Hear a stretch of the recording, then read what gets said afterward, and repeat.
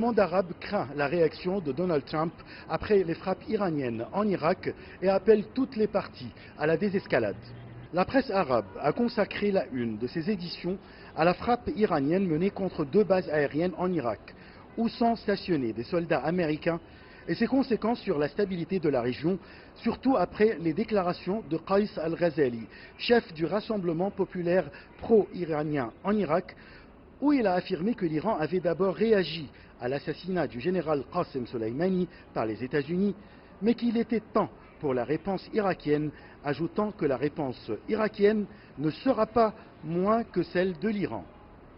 Mais en même temps, le Premier ministre irakien Abdelmahdi a examiné avec le prince héritier d'Arabie Saoudite Mohammed bin Salman les moyens de contenir la situation et la désescalade. Le quotidien égyptien El Ahram a mis l'accent sur les déclarations du ministre iranien des Affaires étrangères, où il a souligné que l'Iran avait répondu à l'assassinat du général Soleimani et qu'il ne voulait pas escalader. Selon le quotidien, ces déclarations montrent que le but de ces frappes iraniennes était de venger la mort de Soleimani et en même temps faire pression sur les États-Unis en vue de régler leurs différends par la voie politique. En même temps, lors de sa rencontre au Caire avec le ministre chinois des Affaires étrangères Wang Yi, le secrétaire général de la Ligue arabe Ahmad Aboulghit a rendu hommage aux efforts déployés par la Chine dans la résolution des conflits dans la région arabe, tout en appelant la communauté internationale à œuvrer en vue d'instaurer la paix dans la région et de contenir les crises, y compris le conflit irano-américain. El Ahram n'a pas caché les craintes du monde arabe de la réaction de Donald Trump, mais aussi des conséquences de ces frappes iraniennes sur la stabilité politique et économique de la région.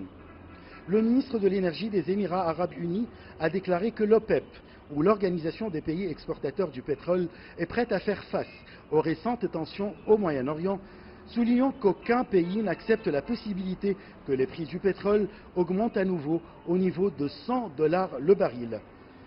Les compagnies aériennes arabes ont réagi à l'escalade des tensions géopolitiques. Un certain nombre de compagnies aériennes ont annoncé la suspension des vols dans l'espace aérien irakien et iranien.